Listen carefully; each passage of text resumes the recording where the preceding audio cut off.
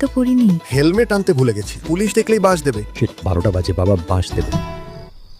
11 মাস ধরে এই লোকেরা আমায় নিয়ে হেলাফেলা করে, কিন্তু তারপর আসে সুখের দিনগুলো। হঠাৎ আমি আর মাস নই, আমি কাঠামো, দ্য ফ্রেমওয়ার্ক।